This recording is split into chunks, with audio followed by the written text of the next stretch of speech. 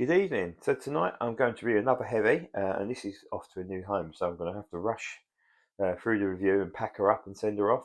And this is the Avro Lancaster B.III, representing ED triple A or PM M2, known as Mike Squared, based at RF 103 Squadron, and that's in Elsham Woods, Lincolnshire, in the autumn of 1944. And this was released for the 75th anniversary of the Avro Lancaster. So let's open her up and have a little look. So let's have a little bit of history around this Lancaster. So this Lancaster obviously is known as Mike Squared, hence the M2 there. And it was based at RAF Elsham Woods in Lincolnshire. And it had a nickname other than Mike Squared, being known as the mother of them all, as this Lancaster flew an astonishing 140 bombing missions, the most flown by any Avro Lancaster in World War II. And it managed to shoot down a couple of Luftwaffe fighters in the process as well. And so it was the most prolific Avro Lancaster within the Royal Air Force. So an unbelievable feat. But let's get into the actual model itself. So this model is in the newer style Avro Lancaster box. As you can see, it's a little bit battered, but hence the reason I paid 60 quid for it. So if I open her up, again, as with always, you have the inner lid with like a cardboard protection inside just to keep the shape of the top box.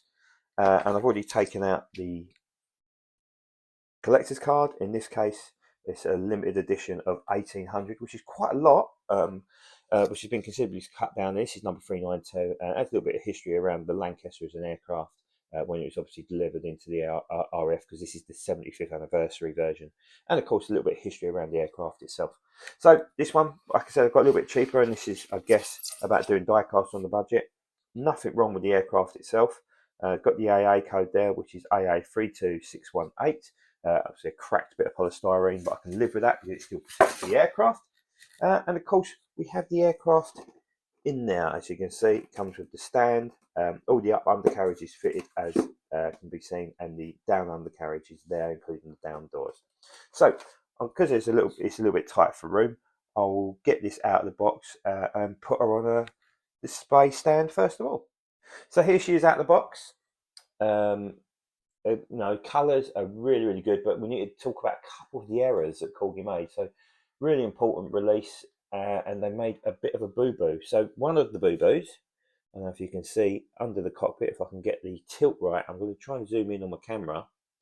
You can see the two swastikas just there. They managed to put them back to front, so technically I think that's the peace sign, isn't it? A massive error on that front. And also, if we look at the tail at the back, they actually fitted the wrong tail fins to this aircraft.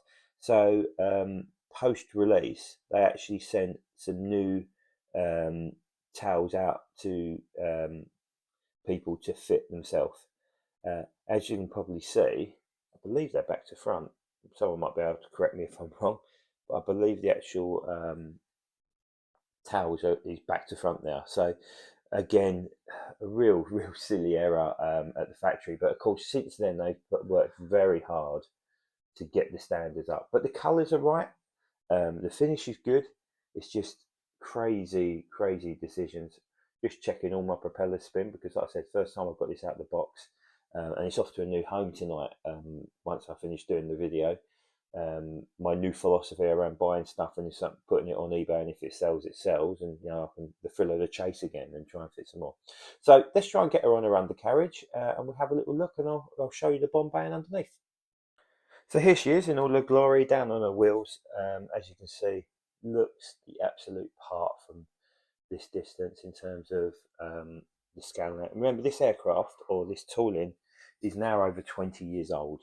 And of course it could do with an upgrade, but if anybody's familiar with the Corgi B17, that's much more in need of an upgrade because of the gaps around the cockpit area.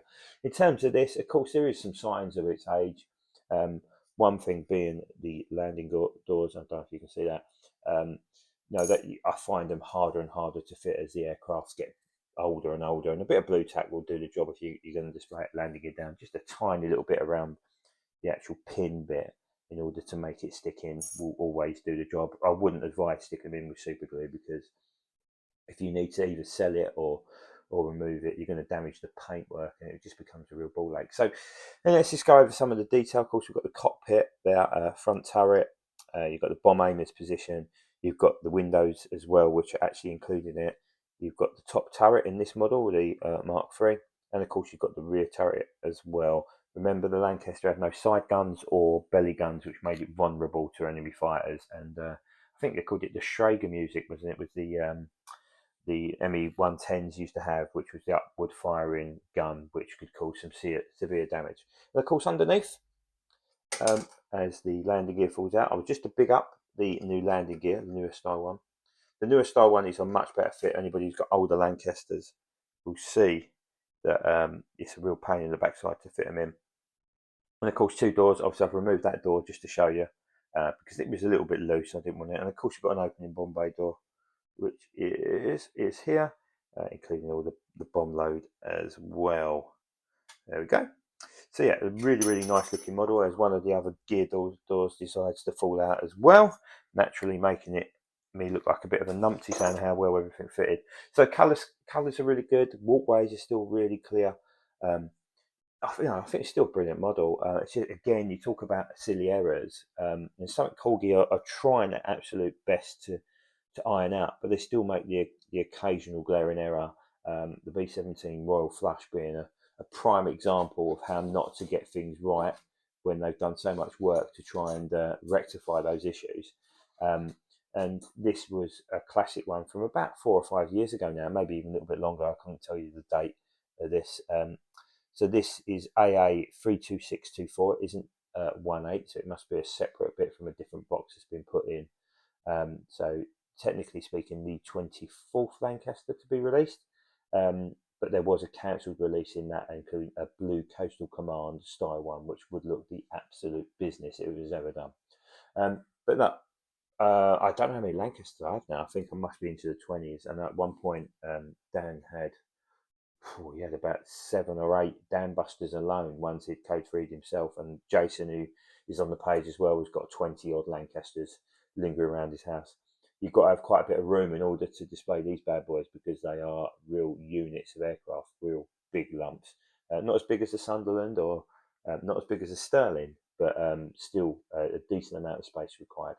But I hope you guys have enjoyed the Dave Bio Baranek interview. What an absolute gentleman. I could have sat and listened to the man for hours, and what a kind thing for him to come on Wings Monthly.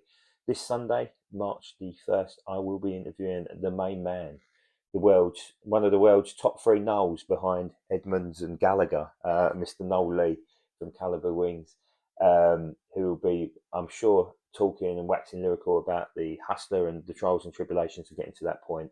And of course, the future of Calibre Wings and what he's been up to as well. Obviously, always a busy boy. So hopefully we'll see you then.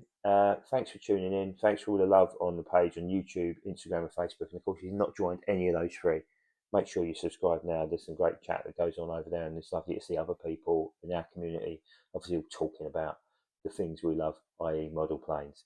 Not something we like to talk about in front of the ladies, gents, it's an absolute conversation killer. But look, thanks for tuning in, guys. Hope you enjoyed this video, and tune in for more over the coming week. I've got another 7 or 8 I need to record just from inside before I even get into my man shed and start ripping through and doing some real proper video reviews. Thanks a lot, and we'll speak to you soon.